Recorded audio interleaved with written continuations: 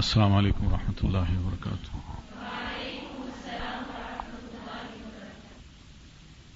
نحمده ونصلي على رسوله الكريم، اما بعد فاعوذ بالله السميع العليم من الشيطان الرجيم، بسم اللہ الرحمن الرحیم۔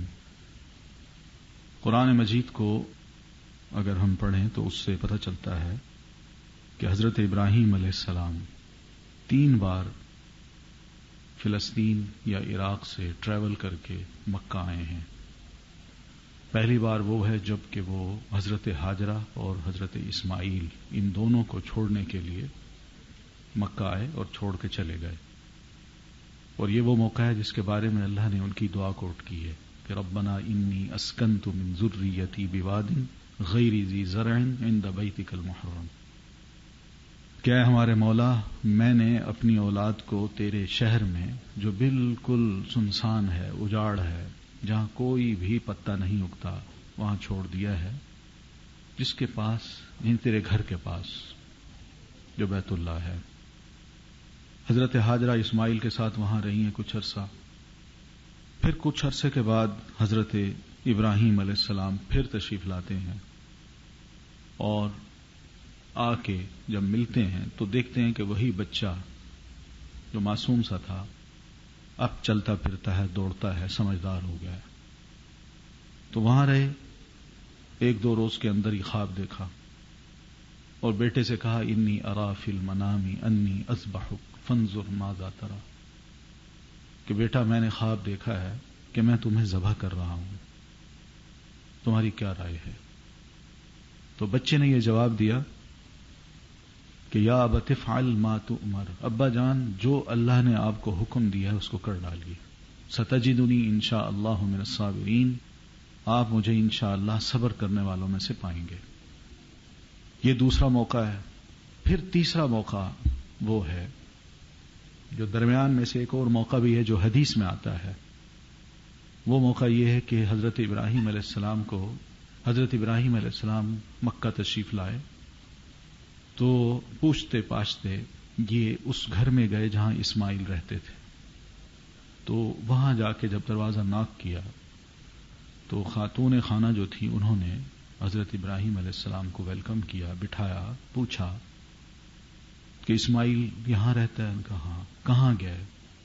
ان کا شکار کے لیے گیا۔ تو پوچھا کیسا ہے وہ؟ تو خاتون خانہ نے شکایت کی کہ بڑا مشکل گزارا ہے،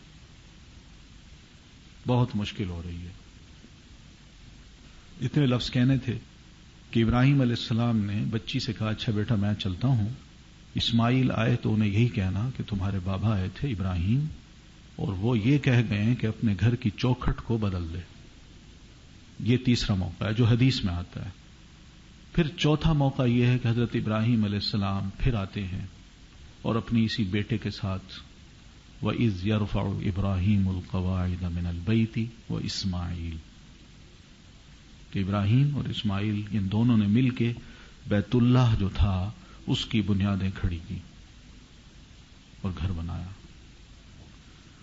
یہ 4 مواقع ہیں، ایک حدیث میں ہے، 3 مواقع قرآن مجید میں ہیں۔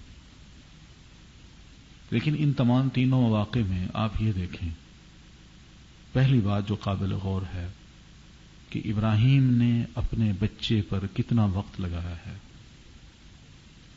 کتنا اس کو وقت دیا ہے۔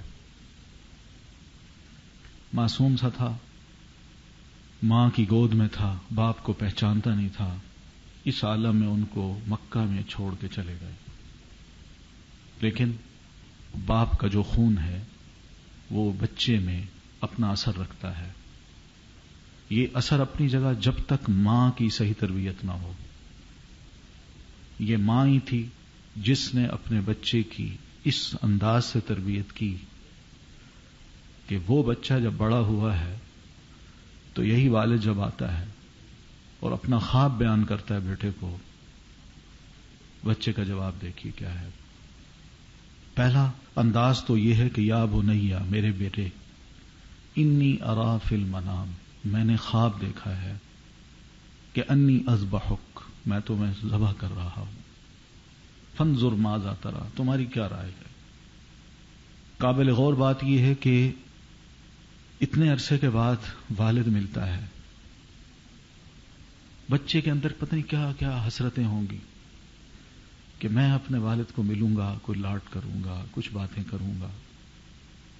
والد آتے ہیں، ایک آدھ دن 2 دن کے اندر یہ خواب ان کو آتا ہے، اور اپنے اسی بچے کو لے کے وہ الگ جاتے ہیں مینا کی طرف، تو راستے میں اس کو یہ خواب کی بات کرتے ہیں. یہاں پر جو اہم بات ہے نوٹ کرنے کی وہ یہ ہے کہ یہ کیا چیز ہے جو بچے سے بلوا رہی ہے، کس نے بچے کو پڑھایا، کس نے سکھایا. کہ بیٹا کہتا ہے یا ابتی. عربی زبان کا اگر آپ کو ذوق ہو تو آپ سوچ نہیں سکتی کہ یا ابتی میں کتنی محبت کا اور پیار کا اظہار ہے. اے ابا جان، یہ الفاظ ہیں بچے کے، اور وہ سنتے ہی جب لفظ سنے ہیں تو یہ کہتے ہیں اے ابا جان. یہ جو الفاظ ہیں یہ بھی قابل غور ہیں کہ بچہ ہے، چھوٹا ہے، آخر اس کو اس قسم کے الفاظ کے استعمال کی اور اس قسم کے انداز کو اپنانے کی کس نے تربیت دی؟ یہ ماں ہی تھی جس نے یہ بات سمجھائی کہ بیٹا اس طرح بات کرتے ہیں، ادب سے، احترام سے اپنے والدین کے ساتھ. یا ابتی، اے ابا جان. بچوں کی اچھی تربیت ہو تو بچوں کی طرف سے اس قسم کا جواب ملتا ہے. انسان اگر والد بننا چاہتا ہے یا ماں بننا چاہتی ہے تو اس کے لیے بڑی ضروری بات ہے کہ ابراہیم علیہ السلام کا جو کردار ہے یا ہاجرہ کا جو کردار ہے وہ ہمیشہ اپنے سامنے رکھے. تو یا ابتی، اے میرے ابا جان، افعل ما تؤمر، جو حکم دیا گیا نا آپ کو اس کو کر ڈالیے. اب یہاں سوال یہ پیدا ہوتا ہے کہ یہ جو بچے نے یہ الفاظ کہے ہیں یہ کس بنیاد پہ کہے ہیں؟ وہ تو والد خواب سنا رہا ہے اور بچہ کہتا ہے آپ کو جو حکم دیا گیا ہے. کیا خواب؟ بچہ یہ نہیں کہتا ابا جان آپ اتنے عرصے کے بعد آئے ہیں، بجائے اس کے کہ آپ میرا حال پوچھتے اور اپنی کچھ سناتے. آپ نے آتے مجھے خواب سنا دیا، اور خواب سنانے کے بعد آپ مجھے یہ فرما رہے ہیں کہ میں تمہیں ذبح کرنا چاہتا ہوں. کیسے باپ ہیں آپ، کیسی محبت ہے آپ کے دل میں. لیکن والد جب یہ کہتے ہیں تو بیٹے کا یہ جواب ہے یا ابتی، اے ابا جان. بات کو مائنڈ نہیں کیا، بڑی خوشی سے اس کو سنا ہے، پسند کیا ہے، محبت کا اظہار کیا ہے، اور پھر یہ کہتے ہیں افعل ما تؤمر، آپ کو جو حکم دیا گیا اس کو کر ڈالیے. اب یہ اس جملے کے پیچھے بھی بڑی گہری تربیت ہے اور وہ ماں کی ہے. ماں نے اپنے بچے کو یہ بات سکھا رکھی تھی کہ بیٹا تمہارا والد کوئی معمولی والد نہیں ہے، یہ اللہ کا رسول ہے، تم رسول کے بیٹے ہو. اور رسول کیا ہوتا ہے، اس کا مقام اور مرتبہ کیا ہے، وہ ماں نے سب کچھ بچے کو سکھا دیا تھا. اس لیے دیکھیے کہ خواب ماں کے سامنے بیان نہیں کرتے، علیحدہ لے کے جا کے وہاں بیان کرتے ہیں. اور بیٹے نے جو جواب دیا ہے وہ ماں کی تربیت کا اثر ہے. بیٹا یہ جانتا تھا کہ میرا والد اللہ کا رسول ہے، اور رسول کا جو خواب ہوتا ہے یہ ہم جیسا خواب نہیں ہوتا، یہ اللہ کی طرف سے وحی ہوتی ہے. اور میرے والد کو وحی ہوئی ہے کہ ابراہیم اپنے بیٹے کو میری راہ میں قربان کرو. آپ سوچئے کہ اتنی چھوٹی عمر میں اللہ تعالیٰ نے ماں کی گود سے اس ماحول میں اس بچے کو کتنا گہرا علم دیا ہے کہ عین موقع پر یہ بچہ بول کے کہتا ہے یا ابت افعل ما تؤمر. اور پھر اپنے بارے میں کہتے ہیں ستجدنی انشاءاللہ من الصابرین، آپ مجھے انشاءاللہ صبر کرنے والوں میں سے پائیں گے، میں بے صبری کا مظاہرہ نہیں کروں گا. اللہ کی راہ میں اگر اللہ نے آپ سے یہ مطالبہ کیا ہے تو میں بھی حاضر ہوں، میں بھی بے صبری کا مظاہرہ نہیں کروں گا، کوئی ایسی حرکت نہیں کروں گا کہ میں آپ کے خواب کی تعبیر میں رکاوٹ بنوں. افعل ما تؤمر. یہ بہرحال ایک تربیت ہے. انسان اگر چاہتا ہے کہ میں اپنی اولاد کی صحیح معنوں میں تربیت کروں تو یہ کردار ہے ہمارے سامنے ابراہیم کا اور ہاجرہ کا علیہم السلام. یہ کردار بتا رہا ہے کہ ماں باپ اپنی اولاد کے ساتھ جو تعلق رکھتے ہیں اور اولاد اپنے والدین کے ساتھ جو تعلق رکھتی ہے، اس تعلق کی بنیاد ایک تو خدا کا خوف ہے، دوسرا فکر آخرت ہے کہ ہمارا مقام یہ نہیں ہے کہ دنیا میں رہتے ہوئے ہم ایک دوسرے کی محبت میں اتنا انوالو ہو جائیں کہ ہمیں آخرت بھول جائے، اور جب تھوڑا سا ہی کوئی قربانی کا موقع آئے تو ہم وہاں ڈگمگا جائیں۔ وہاں ڈگمگانا نہیں ہے، اس لیے کہ منزل ہماری کچھ اور ہے اور وہ منزل آخرت ہے۔ اس لیے ابراہیم علیہ السلام اور اسماعیل علیہ السلام، ان دونوں کی جو زندگی ہے اس میں ہدف یہی ملتا ہے دونوں کا، آخرت۔ نیکیاں کرتے ہیں اور کرتے جاتے ہیں، لیکن ساتھ ایک خوف ہے کہ کہیں خدا نہ خواستہ بے صبری کا مظاہرہ تو نہیں کیا، کوئی غلطی تو نہیں کر بیٹھے، اپنے آپ کو بھی ٹٹولا ہے، کہیں خدا نہ خواستہ دل کی نیت تو خراب نہیں تھی۔ اس لیے خانہ کعبہ کو دیکھیں، جب وہ بنا رہے ہیں کتنے بڑے نیکی کا کام ہے، کتنی بڑی سعادت کی بات ہے، لیکن اس نیکی پہ وہ اترا نہیں رہے، بلکہ کہتے ہیں ربنا تقبل منا، مولا یہ کام ہم کر بیٹھے ہیں، اس کو قبول کرنا، انک انت السمیع العلیم، اس لیے کہ تو دعاؤں کو سننے والا ہے، العلیم، اور دلوں کی نیتوں کو بھی اچھی طرح تو جاننے والا ہے، تو ہی جانتا ہے کہ یہ کام ہم نے کیا اپنی ذات کے لیے کیا یا تیری خاطر کیا۔ تو مقصد کہنے کا یہ ہے کہ یہ سب کچھ ابراہیم اور اسماعیل، باپ بیٹا، جو دونوں بعد میں حضرت اسماعیل نبی بھی بنے، لیکن ایک ایسے گھرانے سے بچے کی جو تربیت ہوتی ہے اور اس کی اٹھان جس طرح ہوتی ہے وہ قابل غور بات ہے۔ ابراہیم علیہ السلام اور اسماعیل علیہ السلام، ان دونوں کو اللہ تعالیٰ نے جو جو آزمائشوں میں ڈالا، اللہ نے خود اقرار کیا فَأَتَمَّهُنَّ، یہ کامیاب ہوئے ہیں، ہر آزمائش میں یہ کامیاب ہوتے ہیں۔ قربانی اسی چیز کا نام ہے کہ انسان کے دلوں میں جو بت بیٹھے ہیں نا، محبت کے، دنیا کی محبت، اولاد کی محبت، مال کی محبت، جاہ کی محبت، برادری کی محبت، حسب اور نسب کی محبت، ان تمام محبتوں کو جو دکھاوے کی ہیں، جو صرف دنیا میں ہی رہتی ہیں اور دنیا میں ہی مر جاتی ہیں، جن کا آخرت سے کوئی تعلق نہیں، ان تمام کو ذبح کرنا ہے، ذبح، یہ قربانی ہے۔ ابراہیم نے دی، اسماعیل نے دی، اور اسی چیز کو اللہ تعالیٰ نے ہمارے رسول صلی اللہ علیہ وسلم کو بھی فرمایا کہ اللہ کے رسول آپ بھی فاتبع ملت ابراہیم حنیفا، آپ بھی ابراہیم علیہ السلام کا جو طریقہ تھا اسی کو اپنائیے، ہمیں یہی پسند ہے اور کچھ نہیں۔ بہرحال وہ ذبح کرنے بیٹھے بچے کو، بچے نے صاف کہا ابا جان آپ یوں کریے، فلما اسلما وتلہ للجبین، کہ بیٹے کو انہوں نے جب ماتھے کے بل لٹایا اور چاہا کہ میں اس کو ذبح کر دوں، تو اس موقع پہ چھری نہیں چلی، حالانکہ چھری تیز تھی، گلا انسان کا بڑے آرام سے کاٹ سکتی تھی، لیکن وہ کاٹتے ہیں۔ وہ لمحہ بھی سوچیے، دونوں باپ بیٹے کی آنکھوں پہ پٹی بندھی ہوئی ہے، یا بیٹے کی آنکھیں دور ہیں اور باپ نے پٹی باندھی ہوئی ہے کہ کہیں ترس نہ کھا جاؤں، بیٹے کی آنکھوں سے میری آنکھیں نہ ٹکرا جائیں، میں نہ رو پڑوں یا بیٹا نہ رو پڑے۔ یہ منظر آسمان نے دیکھا ہے، فرشتوں نے دیکھا ہے۔ تو بہرحال اس موقع پر بھی سب کچھ جو بھی ہو سکتا تھا انہوں نے کیا، چھری چلائی ہے، نہیں چلی، اور اللہ کہتے ہیں وَفَدَيْنَاهُ بِذِبْحٍ عَظِيمٍ، ہم نے ان کے مقابلے میں ایک اور مینڈھا ان کو عطا کر دیا، ذبح عظیم عطا کر دیا، اور وہ مینڈھا تھا۔ اب یہ اللہ کی شاید مشیت تھی، اور تھی واقعی تھی، کہ ان دونوں باپ بیٹا کو دنیا والوں کے لیے ایک مثال بنا دوں کہ دنیا میں انسانوں کی بھیڑ تو ہوتی ہے، لیکن بھیڑ کی میرے ہاں کوئی قدر نہیں، قدر اس شخص کی ہے جو صرف اور صرف اپنی ذات کو میرے لیے وقف کر دیتا ہے،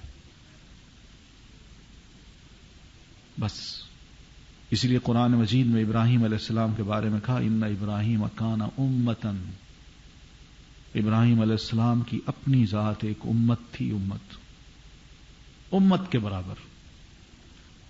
اس لیے اسلام میں یعنی اللہ تعالی بندوں کو تولتا ہے، سروں کو نہیں گنتا۔ اسلام میں افراد کو تولا جاتا ہے، بس افراد کو گنا نہیں جاتا، کتنے جھمگھٹے ہیں، کتنی بھیڑ ہے ان کے ساتھ نا۔ جو کام کے لوگ ہیں نا، اللہ ان کو جانتا ہے، بس ان کو چنتا ہے، اور ان کی بڑی قیمت ہوتی ہے، بہت بڑی قیمت ہوتی ہے۔ آپ نے قرآن مجید میں پڑھا ہوگا، پڑھ بھی رہی ہیں کہ مختلف قوموں کے اللہ تعالیٰ نے جو حالات بیان کیے ہیں، قوموں کے مقابلے میں ایک فرد واحد ہے اللہ کا رسول، آخر میں اللہ اس کو بچا لیتا ہے اور اس کی ساری قوم کو بالکل کچرا سمجھ کے ختم کر دیتا ہے، اس کی کوئی وقت ہی نہیں، وقت ہے تو اسی انسان کی ہے۔ تو ابراہیم علیہ السلام نے اسماعیل علیہ السلام کو ذبح کرنا چاہا تو چھری نہیں چلی، اللہ کی مشیت اس میں یہ تھی کہ یہ اسماعیل نہیں ہے، ان کا ذبح کرنا کو اتنا، یہ تو ایک آزمائش تھی جس میں ہم نے گزار دیا۔ اصل بات یہ کہ ہم نے ان کو ذبح کیوں نہیں کروایا، وہ اس لیے نہیں کروایا کہ ہم نے ان کی پشت سے محمد الرسول اللہ صلی اللہ علیہ وسلم کو پیدا کرنا ہے، اور اللہ کے رسول صلی اللہ علیہ وسلم اسماعیل علیہ السلام کی اولاد میں سے ہیں، انہی کے پشت کو آگے چلانا تھا۔ اولاد ابراہیمی جو ہے وہ جہاں اسحاق علیہ السلام کی اولاد سے حضرت یعقوب ہیں، اور پھر یعقوب سے آگے سارے بنو اسرائیلی ہیں، اسی طرح ابراہیم علیہ السلام کی اولاد میں جو اسماعیل ہیں ان کی اولاد سے یہ سب بنو اسماعیلی ہیں، سب عرب نسلیں چلائی ہیں اللہ نے۔ کیوں؟ صرف ایک باپ کی بڑی قربانیوں کی وجہ سے۔ ان قربانیوں کا یہی نتیجہ تھا کہ اللہ نے دنیا میں ہی، زندگی میں ہی ابراہیم علیہ السلام کو یہ کہہ دیا تھا کہ انی جاعلک للناس اماما، کہ ابراہیم میں تمہاری ان کامیابیوں کی وجہ سے اتنا خوش ہوں، بار بار میں نے تمہیں آزمایا ہے اور ہر آزمائش پہ تم پورا اترے ہو، میں اتنا خوش ہوں کہ دنیا میں تمہیں یہ ریوارڈ دیتا ہوں کہ انی جاعلک للناس اماما، قیامت تک آنے والے جو لوگ ہیں ان کا امام میں تمہیں بنا رہا ہوں۔ ابراہیم علیہ السلام واقعی امام ہیں، وہ اس اعتبار سے کہ ان کی نسل سے ہی اللہ تعالی نے آئندہ سب نبی اور رسول بھیجے ہیں، جتنے بھی رسول ہیں، عیسیٰ علیہ السلام کو دیکھ لیں، موسیٰ علیہ السلام کو دیکھ لیں، ہمارے رسول صلی اللہ علیہ وسلم کو دیکھ لیں، سب کیا ہیں؟ ابراہیم علیہ السلام کی نسل سے ہیں۔ تو امامت اور سیادت جو ہے وہ حضرت ابراہیم علیہ السلام کو آج تک ملی۔ یہ دنیا کے یہ تین بڑے مذاہب ہیں، کرسچینٹی، جودائزم اور اسلام، تینوں ابراہیم علیہ السلام کا اتنا احترام کرتے ہیں سب۔ تو بہرحال ابراہیم علیہ السلام کا یہ طریقہ جو تھا اللہ کو بہت پسند آیا، اور پھر اسی طریقے کو اللہ تعالیٰ نے آئندہ ان کے جو فالوورز تھے یا مسلمان جو تھے ان میں جاری و ساری کر دیا، مطالبہ کیا کہ تم بھی اس قسم کی قربانی دو۔ اور قرآن مجید میں اللہ نے کہا لِكُلِّ أُمَّةٍ جَعَلْنَا مَنْسَكًا، ہم نے پھر ہر امت کے لیے قربانی کا ایک طریقہ مقرر کر دیا۔ قربانی دیتے تھے لوگ، نبی علیہ السلام کی آمد سے پہلے جتنے بھی اللہ کو ماننے والے تھے، تعلیمات کو ماننے والے تھے، انہوں نے اپنے اندر قربانی کا جو بھی طریقہ اس وقت تھا اس کو جاری و ساری رکھا، اور یہی طریقہ ہماری امت میں بھی اللہ نے رکھا ہے، اور ہم سے بھی مطالبہ کیا ہے کہ تم بھی قربانی دو۔ اور قربانی دیتے وقت سب سے پہلی بات تو یہی کہی کہ دیکھ لینا، یہ قربانی تم دو، لیکن یہ مت سمجھنا کہ گوشت اور خون اللہ کو پہنچتے ہیں، نہیں، لن ینال اللہ لحومها ولا دماؤها ولکن ینالہ التقوی منکم، اندر کا جو خدا خوفی ہے نا، تقوی، اللہ کو وہ پہنچتا ہے، خون نہیں پہنچتا، نہ اس کا گوشت پہنچتا ہے۔ لوگ کرتے تھے، خانہ کعبہ کے پاس آ کے ذبح کرتے، اس کا خون جمع کر کے خانہ کعبہ کی دیواروں پہ ملتے تھے، اور جو گوشت ہوتا تھا وہ کچھ وہاں ٹانگ دیتے تھے، اور سمجھتے تھے کہ اس طرح کیا ہے، ہمارا خون، ہماری قربانی اور گوشت یہ سب اللہ کو پہنچ گیا۔ اللہ نے کہا یہ سب دکھاوے کا کام ہے، مجھے یہ نہیں چاہیے کہ لوگ یہ کہیں میں نے اتنے ہزار کا بکرا خریدا، اتنے ہزار کی گائے بیچی اور فلاں نے اتنے ہزار کا بکرا قربان کیا. نہیں، مجھے کیا چاہیے؟ وَلَٰكِن يَنَالُهُ التَّقْوَىٰ مِنكُمْ، تمہارے دل کے اندر جو خدا خوفی ہے، تقویٰ ہے، وہ چاہیے. پہلی بنیادی بات تو یہی ہے. پھر اس کے بعد دوسری بات یہ ہے کہ جب یہ قربانی ہم نے کرنی ہے تو اس جذبے کے ساتھ کرنی ہے کہ سنت ابراہیمی کو ہم نے زندہ کرنا ہے. یہ جذبہ ہونا چاہیے. تو یہ ایک سمبل کے طور پہ اللہ تعالیٰ نے ہم سے مطالبہ کیا ہے کہ ہم بھی اللہ کی راہ میں اسی جذبے کے ساتھ قربانی پیش کریں. گویا کہ ایک ٹوکن ہے اللہ کی بارگاہ میں، اللہ یہ جو بکرا ہے اس کو میں ذبح تو کر رہا ہوں ایک ٹوکن کے طور پہ، جس کا دوسرا مطلب یہ ہے کہ تیرا یہ مطالبہ ہے کہ میں قربانی کروں. یہ تھوڑی سا ایک ٹوکن ہے. آئندہ زندگی میں کبھی بھی کسی بھی قسم کی قربانی تیرے نام کے لیے مجھے دینی پڑی تو میں حاضر ہوں. نہ صرف میں، میری جان، میری اولاد، میرا پیسہ، سب کچھ حاضر ہو جائے گا. یہ ابراہیم علیہ السلام کی یہ سنت ہے جس کو نبی علیہ السلام نے فرمایا سنت ابیکم ابراہیم، تمہارے بابا ابراہیم علیہ السلام کا یہ طریقہ ہے.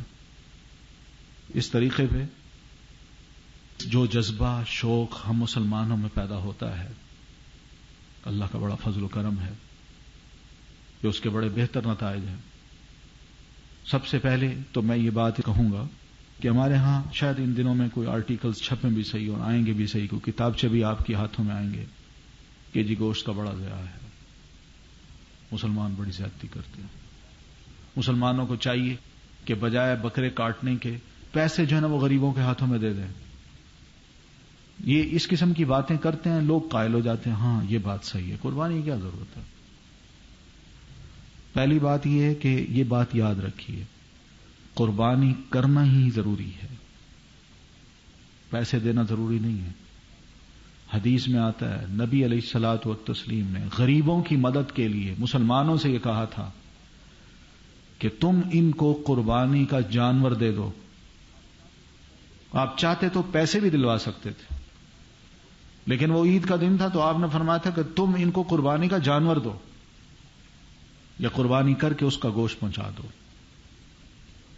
ایک دو واقعات ایسے ہیں حدیث میں ملتے ہیں.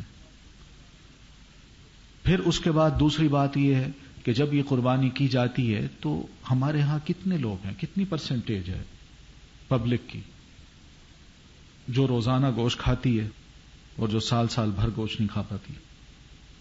کتنے لوگ ہیں؟ ملک کا اس وقت جو معاشی صورتحال ہے وہ یہی ہے کہ ہمارے ملک کے زیادہ سے زیادہ 7, 8, 10% لوگ ہیں جن کے پاس ایک لگژری لائف ہے. 90% جو لوگ ہیں ان کی لائف ایسی نہیں ہے. کوئی مہینہ میں 1 آدھ دفعہ گوشت کھا سکتے ہیں، کچھ سالوں تک گوشت کا منہ نہیں دیکھ سکتے. بے شمار لوگ ہیں.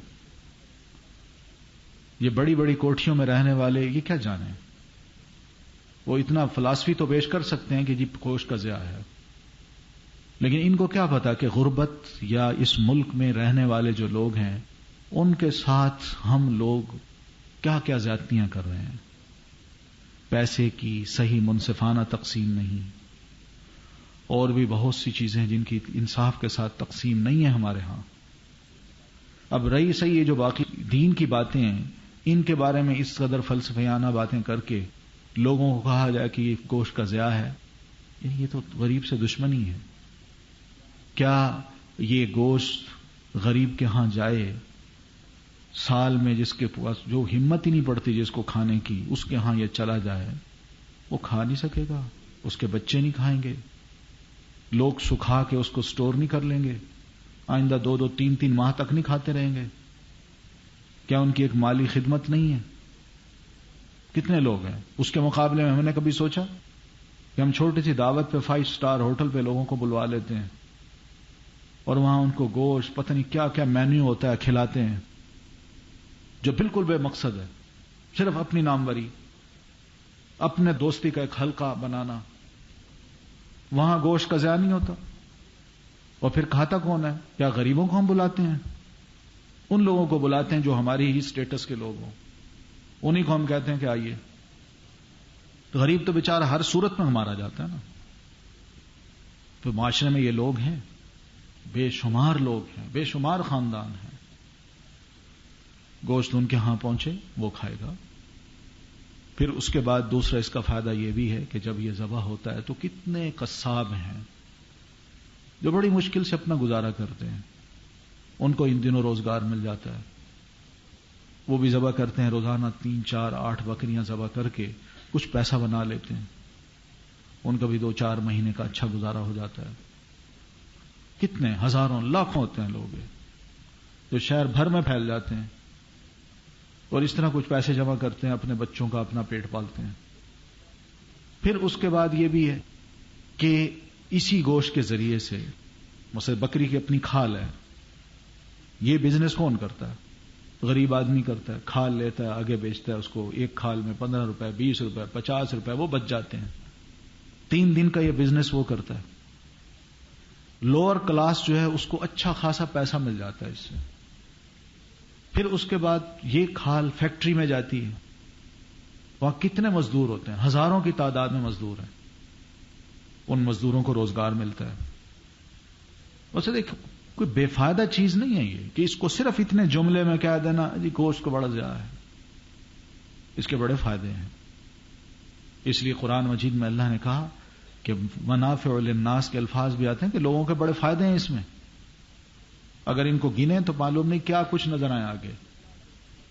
لیکن یہ جملہ جو کہا جاتا ہے یا اس موقع پر آرٹیکل شائع ہوتے ہیں اور ہمارا سمجھدار پڑھا لکھا نوجوان جو بالکل دین کی بنیادی باتوں سے بے بہرا ہے وہ ان باتوں کو سنتے کہتے ہیں ہاں بالکل یہ بات صحیح ہے، قربانی ضرورت نہیں ہے، ہم اس کی بجائے پیسے جو ہیں وہ غریبوں کو دے دیں یا ادھر ادھر بھجوا دیں یا فلاں فنڈز میں جمع کرا دیں. جبکہ میں آپ کو عرض کر چکا ہوں، حدیث میں آتا ہے کہ منسک قربانی کے جانور، اس کا طریقہ جو دین نے سکھایا ہے، یہ ایک اور بڑی دلیل ہے. تعلیمات نہیں ہے یہ کہ جانور صحیح سالم ہو، کوئی اس کے جسم میں کوئی عیب نہ ہو، اس کا سینگ ٹوٹا ہوا نہ ہو، صحت مند ہو، طاقتور ہو. آپ نے تو اس مشن کو یعنی اتنا چلا دیا تھا، ایسا جذبہ پیدا کر دیا تھا لوگوں میں کہ بڑی خوشی سے قربانیاں بھی ہوتی تھیں. جہاں مرد کرتے تھے وہاں عورتیں بھی ذبح کرتی تھیں. عورتیں بھی ذبح کرتی تھیں، اونٹ ہو، دمبے ہوں، کرتی تھیں یہ ذبح. آپ نے کبھی چڑیا ذبح کی ہے؟ مرغی ذبح کی ہے؟ تو اس دفعہ یہ نیت کریں اگر گھر میں آپ کے قربانی ہے تو آپ کہیں والدین سے ہم خود ذبح کریں گے. ہاں ہمت کریں، کیا ہے، کچھ نہیں ہوتا. تو بہرحال یہ کریں. تو اس میں بہرحال میں کہنا یہ چاہ رہا ہوں کہ اس قسم کی باتیں آپ اخبارات میں پڑھیں گی تو یہ طریقہ درست نہیں ہے کہ ایک اسلامی ملک میں ایسی باتیں کی جائیں. اس کے پیچھے بہت کچھ ہے، بڑے اچھے جذبے ہیں. اللہ تعالی ہم مسلمانوں کو بھی اس قسم کا بنانا چاہتا ہے. ہم بھی اسی جذبے کے ساتھ آگے بڑھیں، یہ کام کریں. تھوڑا سا ایک جذبہ ظاہر ہو جاتا ہے تو انسان آگے بڑھنے کی کوشش کرتا ہے. وہ سوچتا ہے اچھا یہ ایک پہلا سٹیپ ہے تو اب دوسرا اس سے بڑا سٹیپ اٹھاؤں، تیسرا اس سے بڑا اٹھاؤں، چوتھا اس سے بڑا اٹھاؤں. یاد رکھیے ہماری زندگی نام ہی قربانیوں کا ہے. ہر قوم قربانی دیتی ہے، ہر قوم، لیکن ان کی قربانیاں اپنی قوم کے لیے ہوتی ہیں، اپنے وطن کے لیے ہوتی ہیں، اپنی برادری کے لیے، اپنے علاقے کے لیے. ہماری قربانیاں ان تمام سے بالا تر ہیں اللہ کے لیے. آپ وقت کی قربانی دے رہی ہیں، اپنی صلاحیتوں کو لگا رہے ہیں اس طرف، اور والدین آپ کی قربانی دے رہے ہیں. یہ معمولی بات نہیں ہے، یہ بھی اللہ کے ہاں بہت بڑا اجر رکھتی ہیں یہ چیزیں. اس لیے دین کے کام کو ہر اعتبار سے ہمیں اہمیت دینی چاہیے، ہر اعتبار سے. کیونکہ بعض ایسے کام ہوتے ہیں جن کا ریوارڈ دنیا میں مل جاتا ہے، لیکن وہ ریوارڈ ضروری نہیں ہے کہ ہمارے لیے مفید ہو.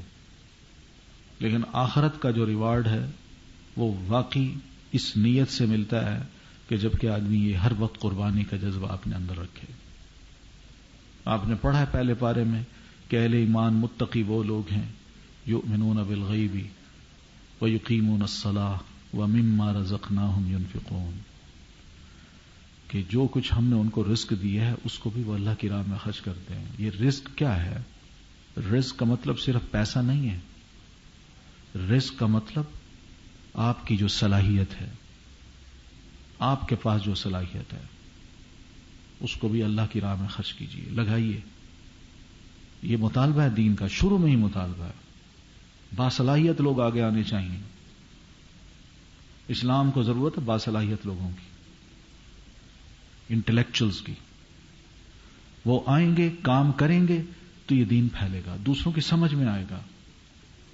اگر بالکل یہ نہیں، وہ لوگ جو معاشرے میں کوئی کردار نہیں ادا کر سکتے، جو نابینا ہیں، اندھے ہیں، ڈل ہیں، لولے ہیں، لنگڑے ہیں، ہم ان کو بنا دیں حافظ صاحب، اور جو صحیح ستھرے لوگ ہیں، صاف ستھرے، ان کو ہم اور طرف لگا دیں، تو دین کے لیے کس کی صلاحیتیں وقف ہوں گی؟ تو مما رزقناہم ينفقون کا ایک مطلب یہ ہے جہاں پیسہ آپ خرچ کرتے ہیں وہاں صلاحیت کو بھی اللہ کی دین سمجھیے. اللہ کہتے ہیں مما رزقنا، ہم جو رزق دیتے ہیں ان کو ہم. تو اللہ نے ہمیں پیسہ بھی دیا، صلاحیت بھی دی. تو جہاں پیسہ ہم لگاتے ہیں وہاں ہم ضرور اپنی صلاحیت کو بھی وقف کریں، اور اس صلاحیت میں بھی پوری دیانتداری ہو، پوری کوشش ہو، یعنی ایکیوریسی ہو اس میں. یہ دھیان کیجیے. یہ نہ ہو کہ بس جھاڑو دے دیا اور گھر کے باہر کا گند پھینک دیا، میرا گھر تو صاف ہے. نہ، پوری طرح اچھی طرح اپنے آپ کو وقف کرنا ہے، سوچنا ہے. اس لیے کہ قرآن مجید میں اللہ نے کہا کہ ہر بندہ کوشش کرتا ہے وَأَنَّ سَعْيَهُ سَوْفَ يُرَى، ہم اس کی سعی کو بھی دیکھیں گے، اس کی دیکھی جائے گی، چیک کی جائے گی کہ اس کی یہ کوشش کس کے لیے ہے، کتنی ہے، کتنا اس نے اپنے آپ کو لگایا اس میں. سوف یرا، یہ لفظ ہیں ڈرانے والے ہیں. تو پھر تیسری بات جو رزقناہم ينفقون سے پتہ چلتی ہے وہ ہمارا وقت ہے. وقت بھی اللہ کی بڑی دین ہے. یہ جو زندگی اللہ نے ہمیں دے رکھی ہے یہ صرف ایک بار ملے گی، دوبارہ نہیں ملنی. اور اس کو بھی غنیمت سمجھ کے انسان اس کے وقت کا صحیح استعمال کرے، لگا دے اس کو اس طرف. اس لیے کہ وقت کے بارے میں بھی حدیث میں آتا ہے، ہم پوچھیں گے تم نے اپنی جوانی کیسے خرچ کی، ہم نے تمہیں اتنا وقت دیا، کیسے اس کا صرف کیا تم نے. یہ بھی قربانیاں ہیں. ہم اگر 16 گھنٹے 18 گھنٹے کام کرتے ہیں، یقین مانیے چلیں 16 گھنٹے اپنی ذات کے لیے کر لیں اور 2 گھنٹے دین کے لیے کریں، تب بھی یہ دین بڑی تیزی سے آگے پھیل سکتا ہے. لیکن مسئلہ یہ ہے کہ ہمارے پاس ہر چیز کے لیے وقت ہے، ہر کام کے لیے وقت ہے، حتیٰ کہ اپنا وقت ضائع کرنے کے لیے بھی ہمارے پاس وقت ہے. لیکن اگر وقت نہیں ہے تو اس کے لیے نہیں ہے. تو مما رزقناہم میں بھی قربانیوں کا مطالبہ ہے. تو بہرحال یہ عید الاضحیٰ جو آ رہی ہے، اس مناسبت سے یہ چند ایک باتیں تھیں جو میں نے آپ سے عرض کی ہیں. تو انشاءاللہ کوئی سوال اگر ہوں آپ کے ذہن میں قربانی سے متعلق یا عید جو آ رہی ہے اس سے متعلق، تو پھر میں کسی وقت حاضر ہوں گا، اس وقت انشاءاللہ آپ کو میں جواب دے دوں گا. یہیں تک اتفاق کرتے ہیں. اقول قولی ھذا واستغفر اللہ لی ولکم ولسائر المسلمین برحمتک یا ارحم الراحمین. السلام علیکم ورحمۃ اللہ.